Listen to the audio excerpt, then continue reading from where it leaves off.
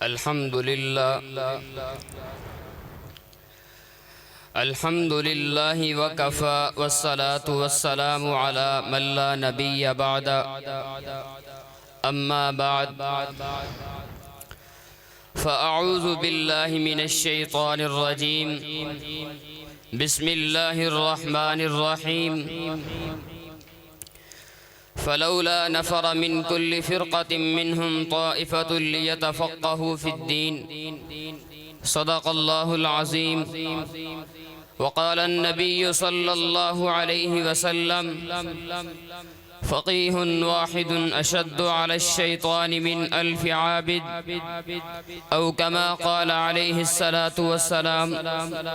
محترم اساتذہ کرام اور بالخصوص استاذ العلماء وکیل احناف حضرت مولانا مفتی محمد ریاض احمد حنفی صاحب دامت برکاتہم العالیہ اور اسٹیج پر جلوہ افروز علماء کرام و منصفین عظام،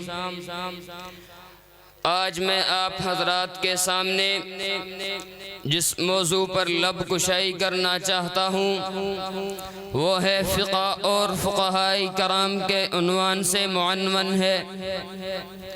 سامعین محترم، فقہ کا معنی ہے سمجھنا، جیسا کہ قرآن میں ہے وَاحْلُلْ عُقْدَةً مِّن لِّسَانِي يَفْقَهُوا قَوْلِي، اور اصطلاح شریعت میں قرآن اور حدیث کو سمجھ کر مسائل کا استنباط و استخراج کرنا فقہ کہلاتا ہے. امام اعظم ابو حنیفہ رحمہ اللہ نے فقہ کی تعریف معرفۃ النفس ما لہا وما علیہا سے کی ہے. اس کی تعریف کا ماخذ قرآن کی آیت لہا ما کسبت وعلیہا مکتسبت ہے. علم فقہ جتنا عظیم اور عمیق ہے اور بہت اہمیت کا حامل ہے، خود اللہ نے فرمایا فلولا نفر من کل فرقۃ منہم طائفۃ لیتفقہوا فی الدین.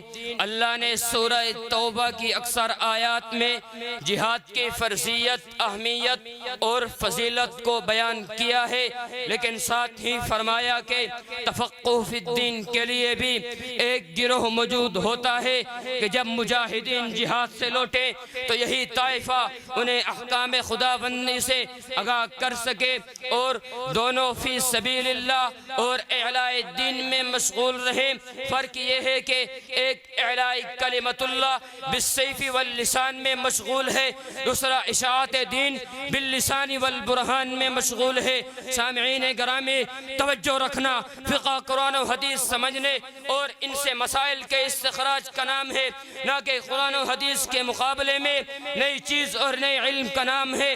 لیکن افسوس ہے ایسے لوگوں پر جو فقہ کو قرآن و حدیث کے مقابلے میں نئی چیز اور نئے علم کا نام دیتے ہیں، اور افسوس ہے ایسے لوگوں پر جو فقہ کو قرآن و حدیث کا مخالف سمجھتے ہیں اور اس کا انکار کرتے ہیں. لیکن جس قرآن اور صاحب قرآن نے علم فقہ کی اہمیت، مقام اور مرتبے کو بیان کیا ہے، اس سے انکار و اعراض اور انکار کم نظری کے سوا کچھ نہیں.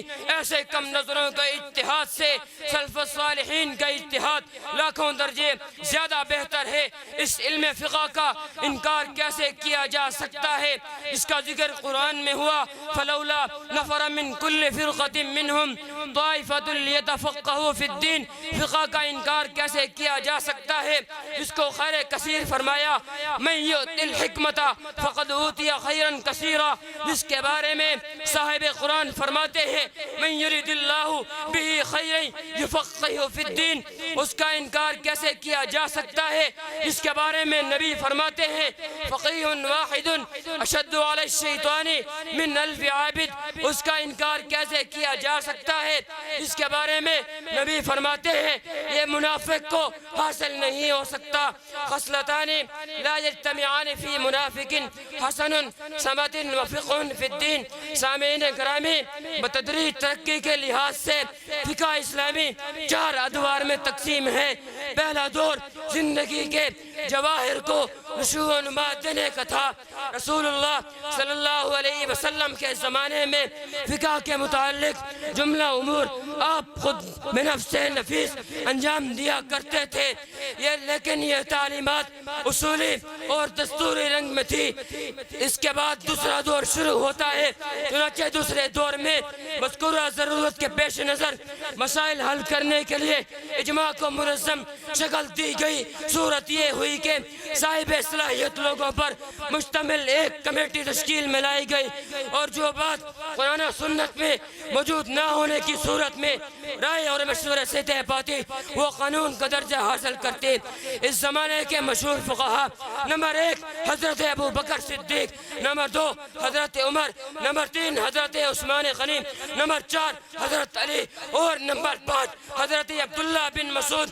اس کے بعد تیسرا دور شروع ہوتا ہے، چنانچہ تیسرا دور فقہ کا تاسیسی دور تھا۔ اس دور میں فقہ کی ترتیب و تدوین کا پورا نقشہ اسی دور میں تیار ہوا تھا۔ اس زمانے کے مشہور فقہا: نمبر 1 مدینہ میں حضرت اماں عائشہ صدیقہ، نمبر 2 مکہ میں حضرت عبداللہ ابن عباس، نمبر 3 بصرہ میں حضرت انس بن مالک۔ اس کے بعد چوتھا دور شروع ہوتا ہے، چنانچہ اس فقہ کی باقاعدہ تدوین اسی دور میں تیار ہوئی۔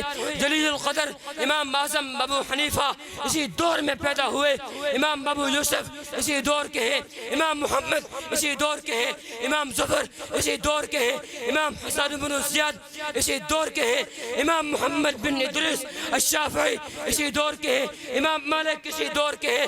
فقہا کو اللہ نے محدثین پر فضیلت دی ہے، خود محدثین اس کا اقرار کرتے ہیں۔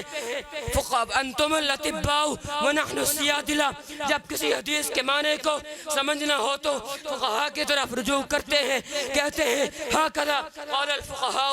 اس کا انکار کرنے والوں کو سمجھنا چاہیے کہ حشر کا میدان ہوگا، عرش پر بیٹھا رحمان ہوگا، بولنے والا قرآن ہوگا، اس کا ہاتھ ان کا گریبان ہوگا۔ وآخر دعوانا